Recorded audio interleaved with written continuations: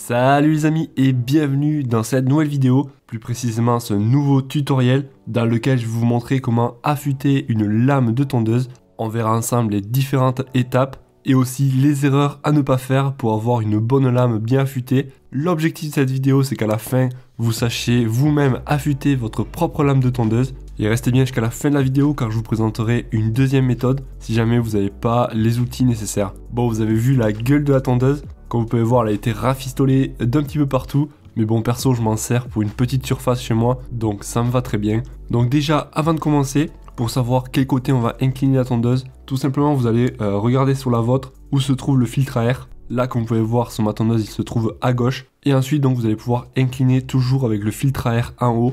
Donc ça, c'est très important pour ne pas noyer le moteur et pour que votre tondeuse donc redémarre au quart de tour lorsque vous aurez remis la lame. Une fois que l'on a mis la tondeuse sur le côté, on va s'occuper de démonter la lame. Et là, rien de plus facile. Juste prévoir quand même de mettre des gants. On ne sait jamais, même si la lame est pas très affûtée, on peut toujours se tailler. Donc portez des gants. Et ensuite, il est préférable aussi d'enlever l'antiparasite de dessus la bougie. Certains disent qu'il faut enlever carrément la bougie pour plus de sécurité. Voilà, donc après, c'est vous qui voyez. Et ensuite, pour bloquer la lame, rien de plus facile. Vous allez prendre une petite cale en bois, un morceau de bois qui traîne dehors. Ça va permettre tout simplement de bloquer la lame facilement, sans effort. Voilà, donc je vais vous accélérer ça.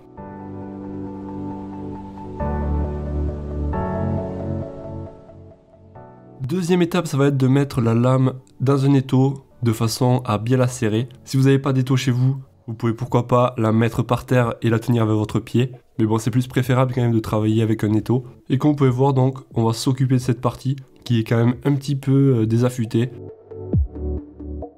Alors pour affûter la lame, soit vous avez le choix de prendre tout simplement une lime, si jamais vous n'avez pas d'autres outils chez vous. Mais bon, je vous cache pas que ça va être très très long. Donc moi, je vais faire avec la disqueuse, tout simplement. On va juste prendre un disque adapté, car celui-ci est plus adapté pour couper de l'acier. Donc pour cela, je vais prendre un disque assez épais. Avant de commencer à disquer, n'oubliez pas de porter des lunettes de protection pour avoir une meilleure sécurité. Et donc maintenant, comme vous pouvez voir, donc j'ai orienté ma disqueuse de façon verticale et je vais venir rattraper tout le long les petites bosses, toujours donc de façon verticale, et après on fera une petite inclinaison.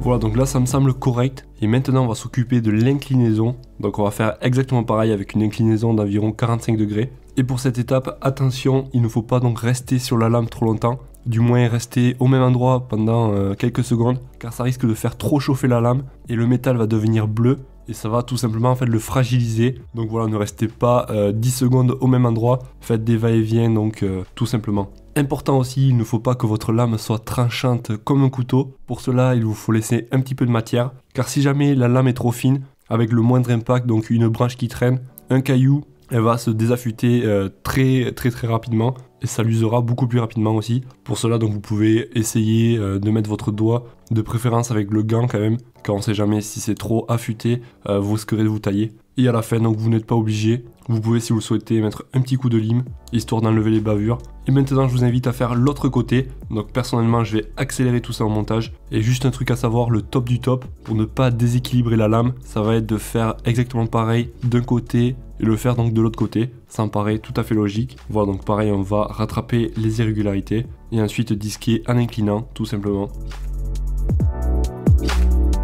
Et donc comme vous pouvez voir, les deux côtés sont à peu près symétriques. Je suis pas rentré plus dans la matière d'un côté ou de l'autre. Et pour le savoir, donc vous mettez un petit tournevis. Et si la lame penche trop d'un côté ou de l'autre, ça veut dire qu'elle sera déséquilibrée. Là on peut voir que ça penche un petit peu d'un côté, mais bon, c'est pas flagrant. Donc c'est parfait. Et en fait, si votre lame est déséquilibrée, ça risquerait d'abîmer en fait le moyeu à l'intérieur de la machine. Voilà le petit test pour voir si ça coupe bien. Et après, vous l'aurez remarqué, c'est pas forcément utile de retourner la lame et d'affûter l'autre côté. Car comme je vous ai dit, il vaut mieux laisser donc de la matière. Pour pouvoir remonter la lame, rien de plus simple. On fait exactement pareil dans le sens inverse. Il y a juste à tourner le morceau de bois. On va avoir deux petits pions, deux petits trous donc que l'on va insérer pour pouvoir bien mettre la lame.